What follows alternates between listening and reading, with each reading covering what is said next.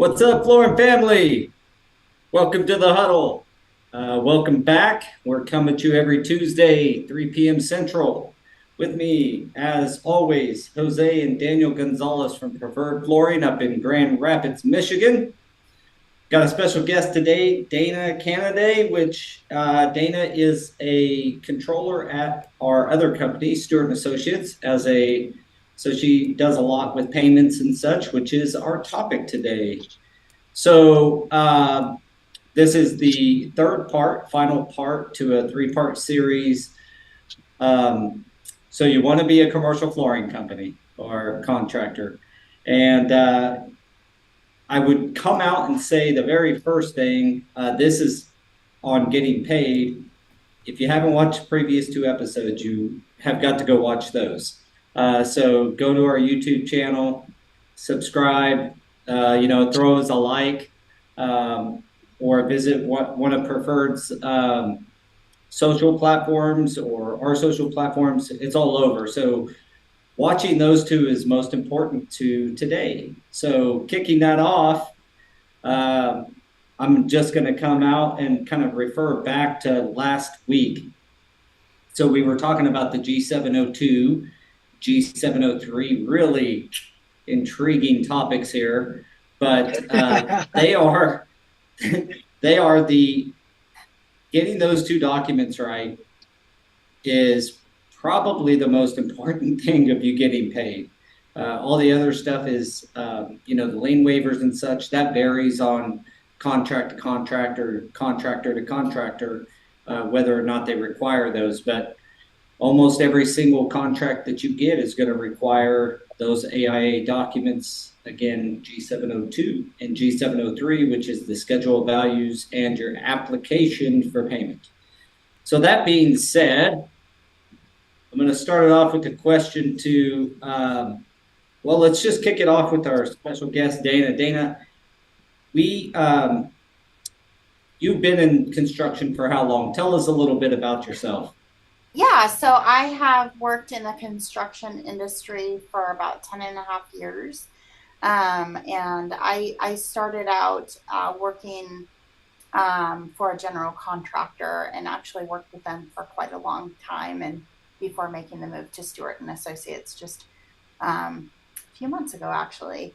And also just thank you so much for having me on today. I have listened to your podcast, and I think you guys are putting out some really great content, and I think it's going to be really helpful to the industry. So thank you for committing to getting that done, and thanks for having me on. Well, we are very happy to have you. In your time frame at a general contractor, so your insight on these topics is going to be, really valuable, because you've been on both sides of the payor and the payee that we're addressing in this podcast, which is your specialty contractors that work for you. And you worked for a really good contractor that has a good reputation, builds quality projects, and also is a good payer. We realize that that's just not the whole industry and the whole market. So sometimes you got some challenges out there. And without getting too specific, could you tell me some of the challenges when you were a GC, what it was like on getting paid from owners, since that's where it really kind of all starts? Yeah, great question. And I would also agree with you that, having that background of submitting the proper paperwork the first time is definitely the most important key to getting paid, whether you're a general contractor or a subcontractor, because it's the first step in getting your pay application moved in line for payment. But I think some other important tips for potentially risky or not knowing whether or not you're getting paid is knowing who you're doing business with, understanding who your customer is and what kind of situation that they might be in. Obviously, that's not always possible depending on the size of your company or the kinds of projects that you do. But I definitely think that that can help in having a better, understanding of even like how your pay application is going to move through their system. But I think some of the common reasons for non-payment is, funding, getting payment from um, on the GC side. It could be, from the bank or if there's other parties involved. So that's Um, like when a GC is working for an owner who has a loan to build their building, and they do a pay application to the bank, basically, correct?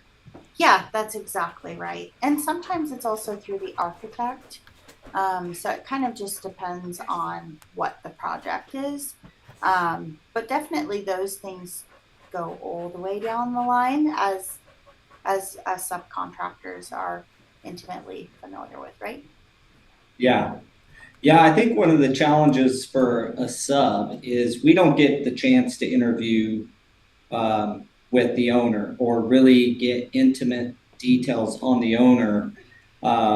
So sometimes, you'll have a project that goes really well. We actually have one. I won't mention the name of the project, but we have a project that went really well. And our payment has been very, very slow or held. And it's the owner. And at the end of the day, we don't have as much opportunity to investigate and know who we're dealing with. So what would you say for a sub, which is the seat you sit in now? What do you say, like, does do you look at, because I kind of consider looking at the general contractor, if they're good payers, then and they have a good reputation of paying, then they're pretty good at vetting their ownership of who they do work for. Is that a good statement, or is there more to it? I think that definitely contributes, but just what, like I was saying about having that relationship and knowing who the owners are as a subcontractor, you can do the same thing with the GCs that you're working with and understanding how they determine even what projects they're going to bid or and I feel getting into construction, like one of the things that I love is that it's so relational. And I loved hearing stories when I first started of people being able to do $1 million projects on a handshake, and we just don't live in the day and age where you can really do that anymore. But it's really just about like honoring your word and knowing who you're doing business with, even if that's the GC. I think that helps in, all of the whole process. Daniel and Jose, how do you guys go about? Do you guys, we've all gotten the contracts that say things like reference the master contract between the owner and the company supersedes this contract in certain ways and certain things. Do you guys dig into that and try to get to know who the owner is, or do you, when you get a contract that references the general contractor's contract with the owner? I think the stuff that we've been bidding, it's a lot of hospital work and the companies around here, we actually know who the owner is. It's not like just some random person or something like that. But I don't I don't think we've gotten to where it says, get with that contract, and then the one that we did get it that said, refer to that contract. They did include it, and we did have to skim through that just to make sure. Yeah. I was What's going to your say that depending on, the size of the, subcontracting company that you are, it may not always be feasible to dig into all of those details. You know what I'm saying? Like, Correct. if you have a lot of jobs that you have to like read through, 120 pages of contract, like I mean, that's overwhelming and intimidating, and honestly, it's not even always reasonable that you can do that. It kind of Well, depends on how your company's set up. fortunately for me anyway, and this is my view, is a lot of what's in that contract is open to interpretation, right? Like if that master contract specifically says the general contractor, and I try to exclude anything that doesn't pertain to flooring, and I leave that to the general contractor. Like it says general contract, it doesn't say specifically for the flooring contractors. So I try to use that. Is it going to hold any weight? I don't know, but it's not specified for me to abide by. So I try to eliminate that from my portion as well when going through and trying to I figure out what terms. I think that's where some of this comes back to Paul's point last time when he was talking about make sure that there's a spec in there telling you exactly what you need to do and what needs to be provided. Yeah, that outline of the Yeah. scope is like imperative. If you can get it in your contract, it helps a lot. But I think the reason we're starting here is because payment really depends at the very first level is doing business with people who pay, and sometimes when you're doing hard bid work and you don't know who the GC is going to be because it's a full hard bid and all the GCs are bidding it, all the subs are bidding it, and you end up with that job, you don't always have the opportunity to select who you're working with. But when you do, Right. and if you're going to bid the hard bid stuff, that's a risk you got to take. But when you're bidding negotiated stuff, like I know that you guys do probably 90% negotiated at Preferred. We do a really fair amount of our work is negotiated as well.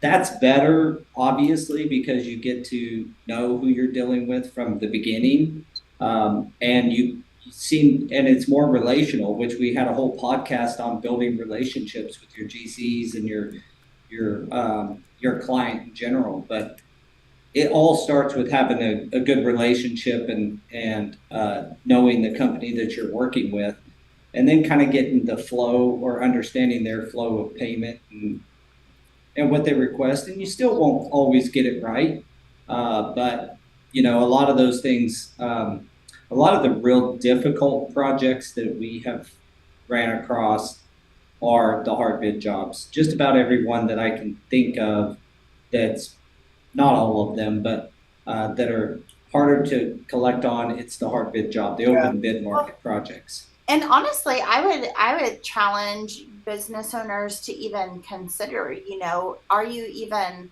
profitable and successful in those other jobs that it's worth it to continue doing a lot of work that way? Because Yeah. when you have a relationship, I mean, having the benefit of doing negotiated work is a great privilege and a testament really to the kind of work that you do, that someone trusts you well enough to give you that work.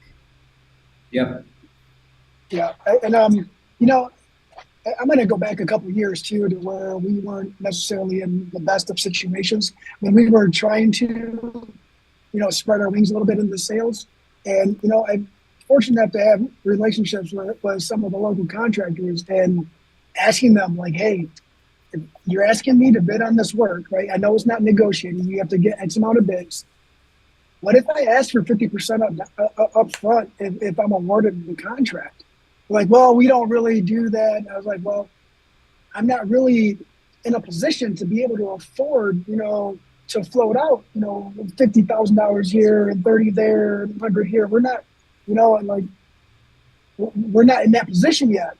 And, all they would say was, we'll work with you on it if you get awarded. And then that kind of solidified that if we did get awarded, we got awarded the smaller jobs. So that way it's easier for them to say, it's not over X dollar amount, so we're not going to do 50%, or we can't.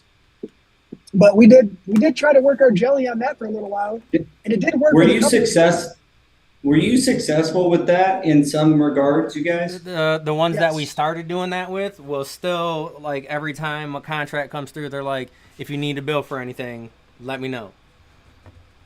Yeah, and honestly, I would also encourage that. And Paul and I have kind of talked about that recently, but I would definitely encourage, because the general contractors that you do have those really good relationships, obviously they want to keep you happy as well.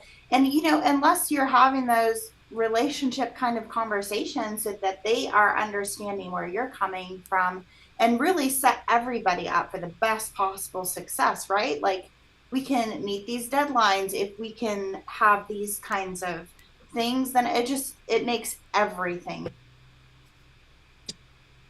It made it a lot easier for us. And I don't know if you guys can hear me right now, but it was a little glitchy for a second. We can hear you. Being a smaller company and starting from the labor only, and I was not shy, right? Like everything on the table, Like, you guys, I want to get to a point where I can afford to float this for any project that we're awarded with you guys. However, in order for me to get to that platform, I need to be transparent, and I need to say this is the route that we can take to get to that point. So that way we're not overextending our finances and loans and trying to, leverage funds that aren't necessarily ours. So and then with that, going that route, and then some companies from out of state contacting us and wanting us to bid, I'm like, well, I don't know you guys.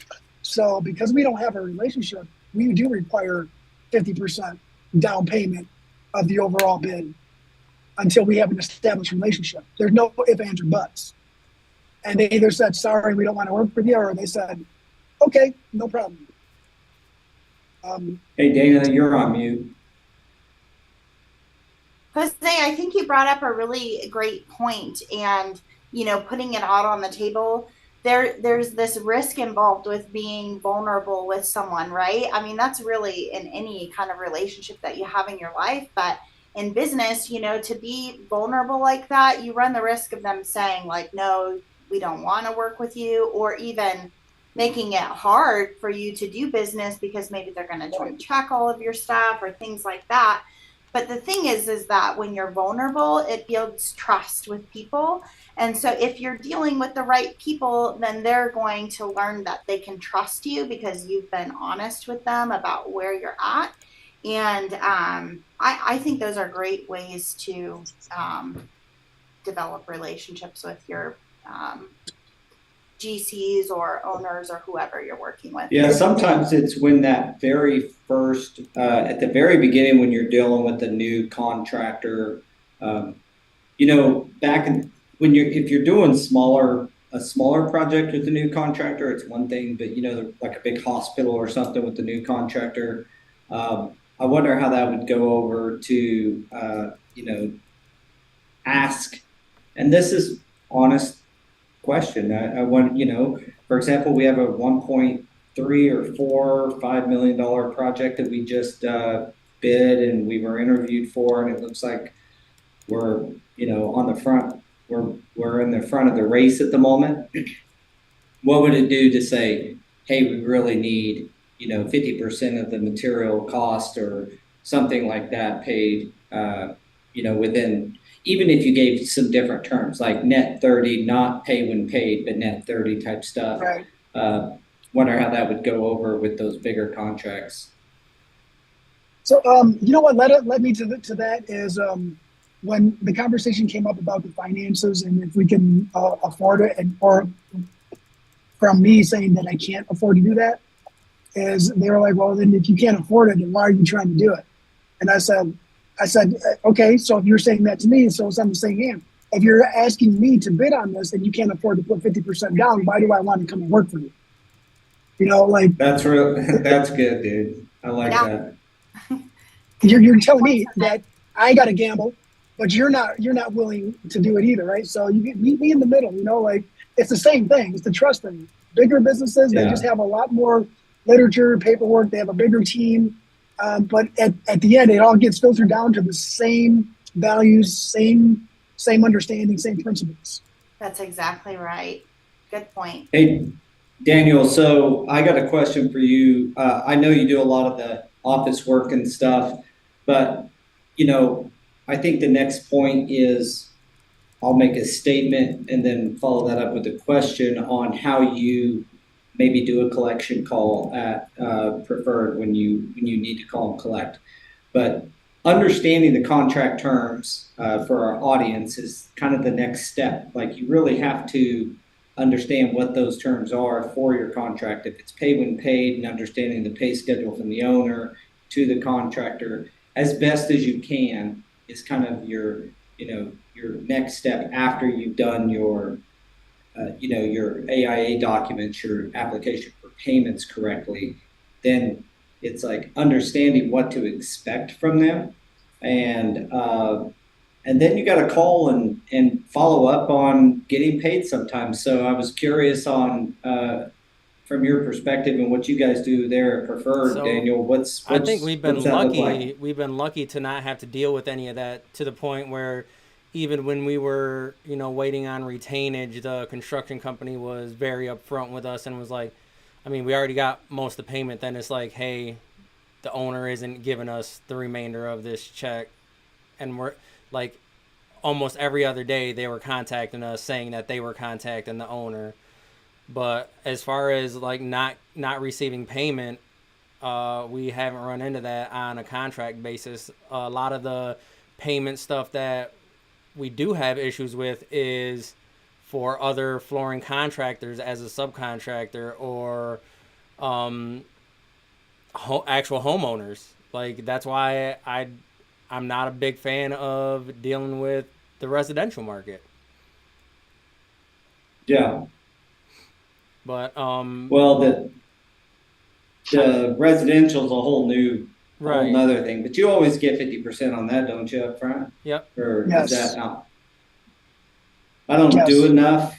We do, I don't know, 5 to maybe on a busy residential year, 10 projects, 10 residential projects, but we always get payment up front with Yeah, that. no, yeah, So I would advise that. Just for everyone listening too, I want to make sure that this gets said too. The 50% that down payment is because of material and labor. It's not just a labor only project; it's the full scope. So we're not like yeah. accepting a large labor only job and just asking for money for work that we haven't completed. No, it's to cover our butts on the material and the purchase of and securing it and insuring it. Well, and in construction, you can't actually claim revenue that you haven't earned yet. So, but you can make those negotiations for materials up front. And what a great thing is that, to be able to at least secure what you need to do your project, even if it's down the road. Sorry, I didn't mean to go Yeah, back and into those left field on that. no, but materials your biggest, obviously your first expense and often your biggest expense on a project. So trying to cover those costs, which we did get into in a previous episode about, having your materials land so you get your bill from your vendor close to the time when you're able to then bill your contractor. Right. Those are kind of keys to try to help with cash flow. But so So you don't have a lot of collection calls. no, I I was would. actually going to ask you what is your guys' process so we can get a glimpse into that. Well, Yeah, I have one trick that outside of what Dana does, and she does a great job. She's really helped us. Frankly, we're not the best collectors in the business. We are continually looking on how to get better.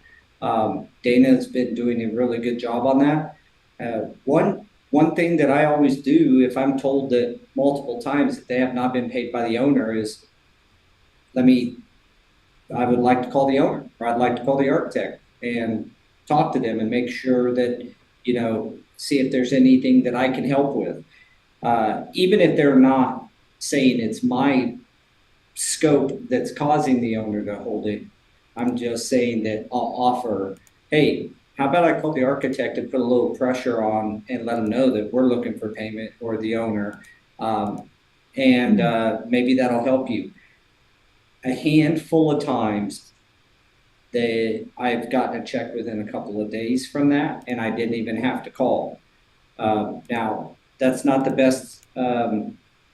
best feeling, because it feels like they probably had the money and they were holding it for some reason. Your mind can wander on that one, but Yeah, it the does. the the fact is that, I didn't have to call the architect or the owner, and payment was released, and it's and when it is something, I do call the owner, and I have. In fact, I've got one particular that I'm got on my mind right now that I'm got to call the owner and talk to him, and so offering to call the owner or architect, if they have been paid, the general contractor has been paid for your portion of work.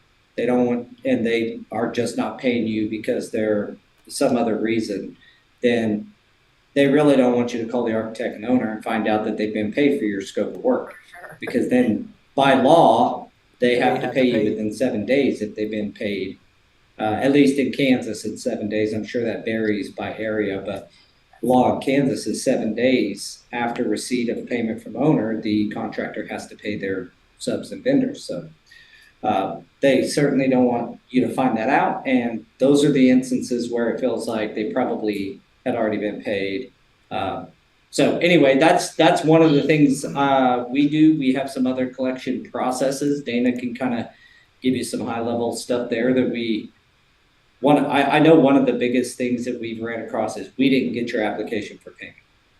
We've had that. So Dana's put in some new processes and worked with some of our other leadership on that. But Dana, you want to speak to some of that? Yeah, sure. I think that probably the most important thing about getting paid is having good communication. And that really involves knowing who you should be talking to about that. And that can vary greatly by, company, job, whatever, because sometimes you have to talk with someone in accounting, or sometimes it's important to talk with the project manager, or sometimes they have project engineers or project accountants who know that information. And knowing who the right person to communicate with is really important part of keeping that moving along. And I do think that having a system and making a point to follow up is helpful in keeping cash coming along, and identifying errors early in the process. And that really just all starts with communication, phone calls, emails, whatever honestly is successful, depending on who you're dealing with. So that leads us to the one of the final kind of, I wouldn't call it last resort, but pretty close, is maintaining your lien rights on projects. And so I'll tell you what the lien rights are here in Kansas is you have to file lien on the project within 90 days of the last time you performed work on the project. It doesn't have to be a significant amount. It can be punch list, but it's got to be 90 days within the last time that you were on the project working. So that's the lien rights. So for the audience, like, you want to maintain those. We don't lien as much as a lot of companies. I've got a friend who owns a painting company that does a lot of the same projects as I do, and they get paid a lot better than we do. And that was really revealing to me. And the fact is they'll go file lien like at 45 days. They're sending a letter and saying, "Hey, we're going to file lien if we don't get paid." Do you think that everybody in the audience even understands what that means? On a lien? Uh-huh. I don't know. Go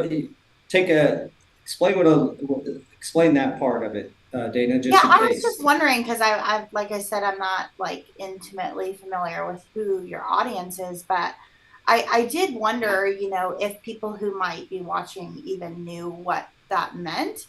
But so really, a lien is just a claim against property that can be used as collateral to repay a debt.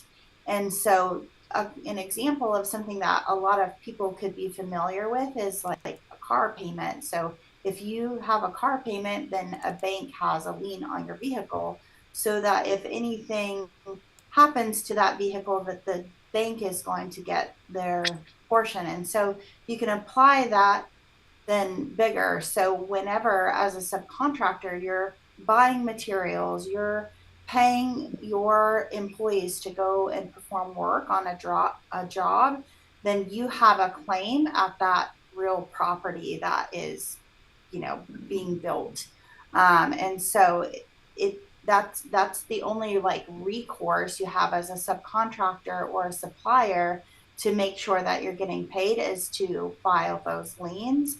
And definitely it depends on jurisdiction and the kind of work that you do. But it is important to know what those rights are, because you could very easily diminish your rights, or even not have any Lose them before all. you even get started, without knowing, what you're getting involved in. Yeah, you could lose them altogether. One note is federal government, you cannot lien those projects. So, playing off of what Dana just said, some jobs you can't lien, and that's the federal government. Now, obviously, they have plenty of money. If they need it, they'll print some more. So Yeah. it's pretty easy to know who you're dealing with in that case. I would say one more add on to your lien, or maybe just to build on that a bit. So the idea is, when a bank transfers title ownership of a building over, and they can't close out a loan, for example, on a building if there's a current lien on it. So that's why you want to lien early.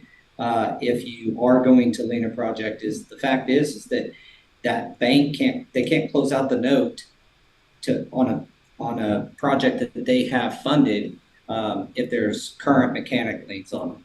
Also, say for example, the owner is not. This is a worse scenario where the owner owns the building, didn't take out a loan for the remodel.Maybe he's paying cash or has investors to do it. So if you lien his property, he's going to be there anyway. There's no trigger to make your lien worth something. It only comes into effect if he tries to sell that property. So you're still protecting yourself, but it could be years down the road before you get the money, if ever, if you're dealing with somebody really right. And a lien is crappy. something that you have to renew, right? You have to renew the lien every year or something like that. Yeah, sometimes they'll bond around it, or do other things, but yeah, it's definitely something that you kind of continue at until you get what you want. And obviously, saying that, you can put out some money to get money, so it has to be worth it. You have to know what you're in it for. So No, I do know that here in Michigan, there's like windows of opportunity, right? Like, you got to submit a notice to lien within certain time parameters. Is the same there as well?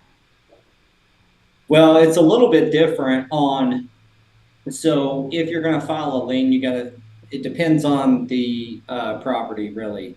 All residential, you have to notify the owner. So for example, if you're doing work for a builder, you have to notify the owner that that you have an intent to lien that property. Commercially, you don't always have to do it, but a notice of intent to lien being sent to the GC and to the owner, and if there's an architect, then that's kind of your first course. You don't just run out and file a lien. I would encourage everybody to first file a notice of intent to lien and name everybody on it, and then once you've done that, and you can do that in-house. Like, you can save the attorney's fees for that part. I mean, not legal advice, please always talk to your attorney, but I mean, in most regards, you can send that notice of intent to lien yourself. It's something that, frankly, we probably need to be a lot better at, but at the end of the day, filing that first kind of puts everybody on notice that a lot of times the owner doesn't know that you have not been paid or that a sub's not been taken care of. and it's the GC that and then they put pressure on the GC and make them pay you. B is they have a right to know what's going on in the background, and if they're because an owner of a big building, they don't know all the subs intimately for sure. Sometimes they may not even know who you are. Their contract is with the general contractor, and so they're depending on them to vet the subs correctly and make sure they have a good quality sub crew. But the owner does, as a course of respect, does probably need to, best practice would be to send that notice of intent. So that's kind of the way we do it. And again, this is always changing. Another thing that I can say is that we've done business with certain companies for 10, 15 years, and then they change their accounting system, or they have some turnover in their accounting department, and all of a sudden they're just it's from a payers or a paying standpoint, it's like dealing with a total different company. So yeah, just kind of having your head on a swivel, knowing your client, all the stuff we've talked about already, and then to kick it back, do you guys ever get that excuse that they didn't get your pay app? Do you guys not get that? Yeah. It didn't seem like it, and we get it enough that it's like. So I don't talking about like. Since I handle all the pay apps, I'm sending them, and then I'm like, please reply so I know you got this. And then if they don't reply, that's when I'm like making sure that they got it. It's the invoices where people act like they don't get, even though since we use QuickBooks, it'll say right on there, open this date at this time, open this date at this time. Yeah, we didn't get it. You only opened it 27 times. Yeah. QuickBooks is tough from a job costing standpoint, but some of those things are sure freaking handy. Knowing when they opened your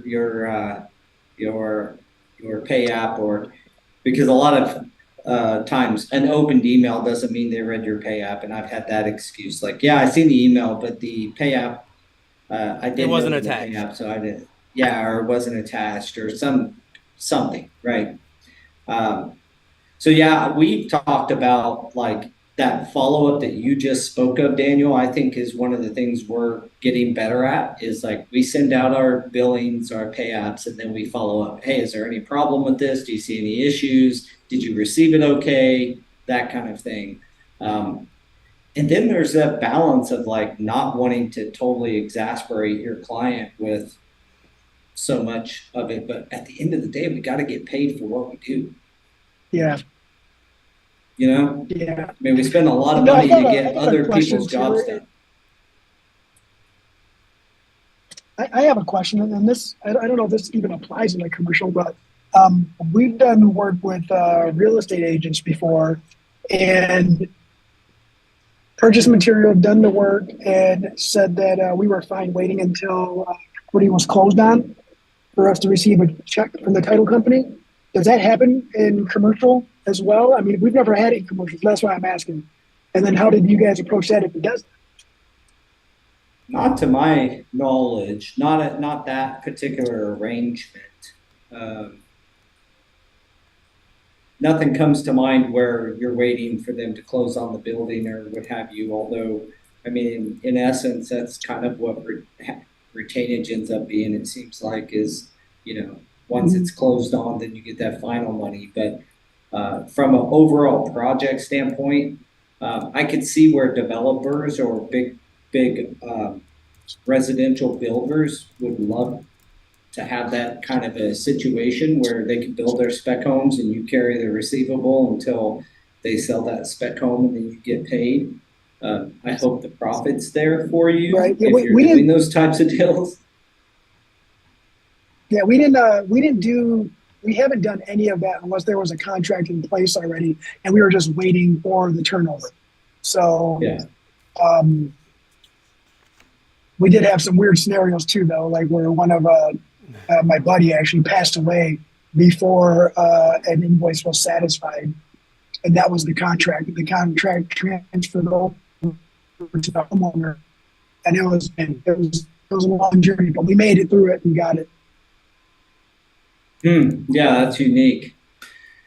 You can get in a ton of different scenarios from a residential and all those types of deals. A lot of these big builders in the residential world, I'm sure, operate some level of not, you're not going to get 50% down and those kinds of things. It operates maybe a little more like a commercial job, but in commercial, the key is everything we talked about in this podcast and the two previous is getting your pay apps in, understanding your contracts, and then, maintaining your lien rights and follow up.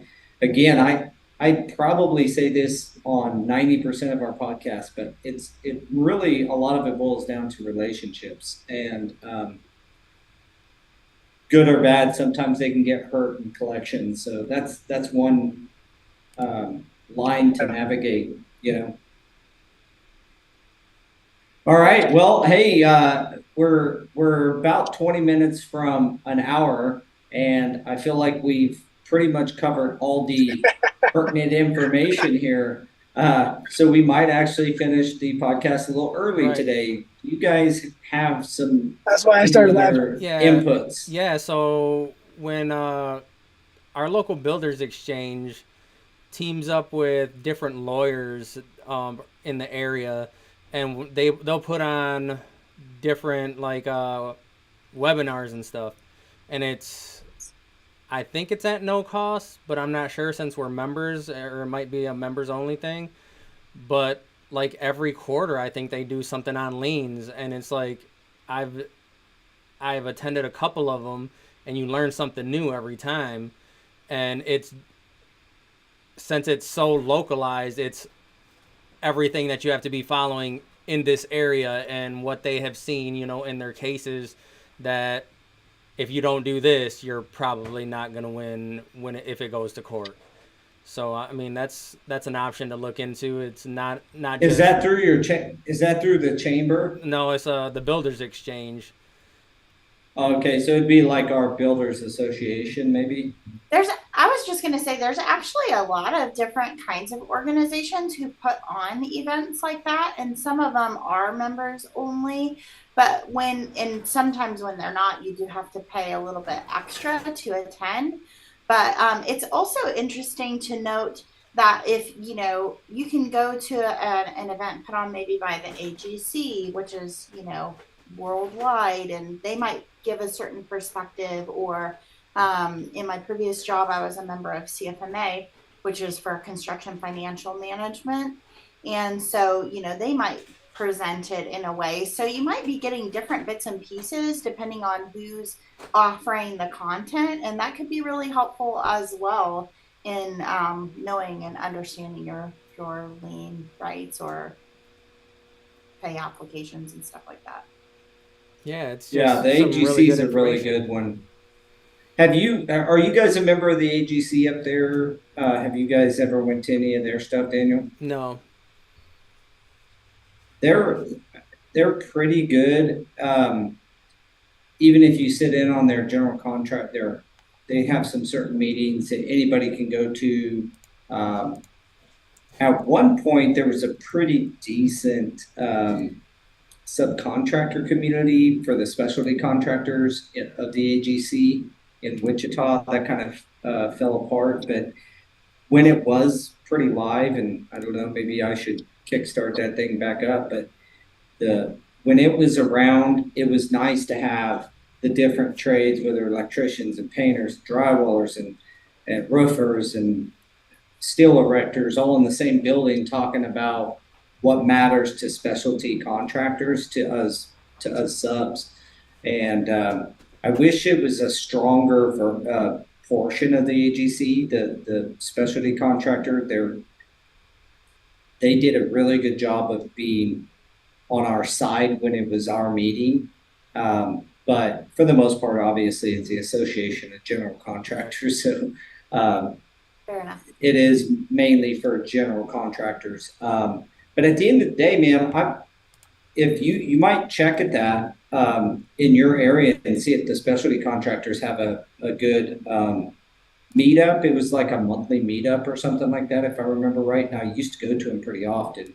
Then the specialty contractor that was doing that ended up going out of business, honestly. So I don't think anybody's picked that piece back up here. Do you know of anybody, Dana, that's running the specialty contractor side here? Not that I know of, and I've never been personally very involved with the AGC, but what I can tell you from what experience that I have had is that they're very pro industry. So just like you said, like they're really, I mean, they may not have something for specialty subcontractors in your area, but even if they don't, you can rest assured that the AGC is working on behalf of the industry. They're lobbying for good help for the industry as a whole, I believe. Yeah, so I think we haven't been part of that or been into any of their events or anything, but we have been to a few events for the ABC, the Associated Builders and Contractors. Yeah. So, I mean, do we have a chapter of the ABC here? We do.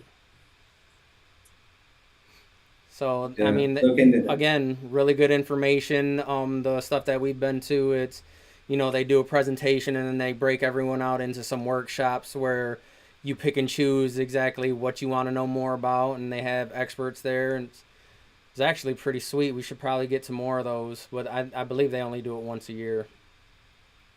Yeah, I'm looking them up now, so.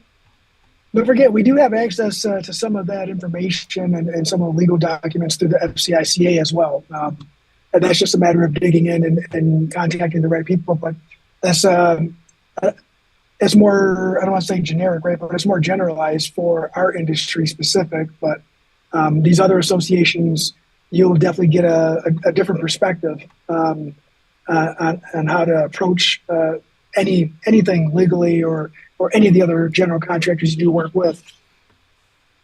Yeah, it's a good point. If you are considering, and if you've watched and consumed this series, I'm assuming that you're at least thinking about starting your own, material and labor, providing the whole kind of, full service flooring company. Getting involved with the FCICA is really a good idea. The other organizations are all great. Don't get me wrong, and there's plenty of them to be a part of. But the FCICA has done a really good job with the business of the flooring business. Like they've got a lot of good, high quality information. Their SIM program does really well at training your project managers or your installation managers. In fact, we're trying to assemble one in Kansas City for to have a 3 days to sim there. So all that being said, getting involved with your local, or I should say your local, but your industry specific organization associations for flooring, FCICA is really good. And it's crazy. All right. Because we're not only talking, usually we're talking about the training organizations just for, installing and stuff, but there's plenty more out there for the business knowledge and stuff too, and that you just have to pick and choose. Go to some meetings, go to some of their free events and see who you like. See what works for you. We tout it on the podcast all the time, like get to the different conventions and different shows. And FCICA, there was one coming up in September, at the end of September. They're joining forces with CFI, and it's down in Orlando. Did I get that right? Orlando? Yep. Rose and Shingle Creek in Orlando. We'll be there exhibiting, as well as they're on, learning more. It's a great opportunity. If you're watching this, I cannot encourage you enough to get to that, because that is like a training entity and a kind of a flooring business association that came together and is doing one show, and that should create a nice synergy and really good high quality information. So make it to make it to that show. And like Daniel said, I mean, get to FCICA has events about was it 2 or 3 times a year, twice, at least twice, mid year and then the end of the year. So look into that. Yeah. So any other little bits of nuggets that we can give the audience before we close it up for the day? Yes, the next regional competition for Installer of the Year is September 15th and 16th in Fort Wayne, Indiana.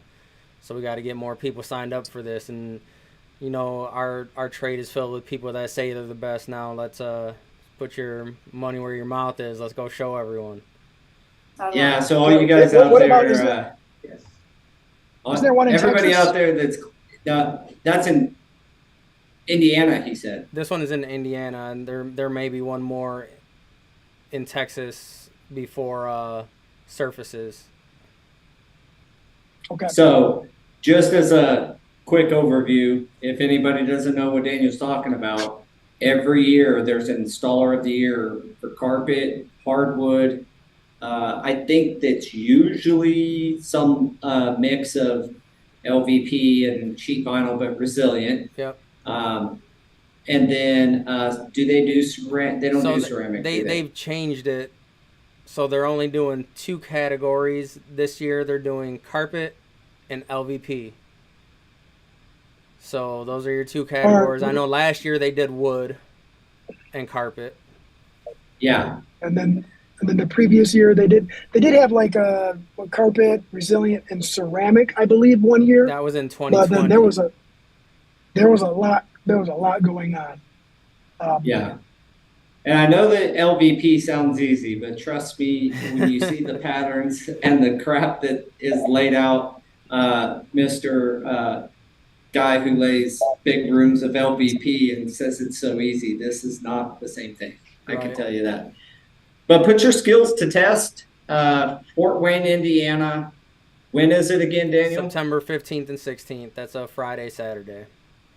And the best way to enter that show is through CFI's website, or what's the easiest way? Do you know?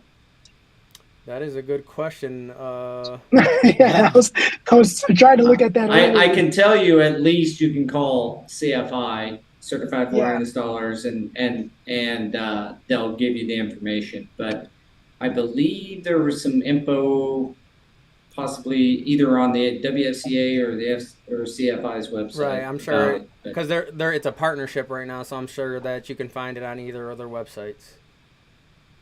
Or it might even be on the International Surface Event website. Yeah, so you know what? That's probably a good place to look.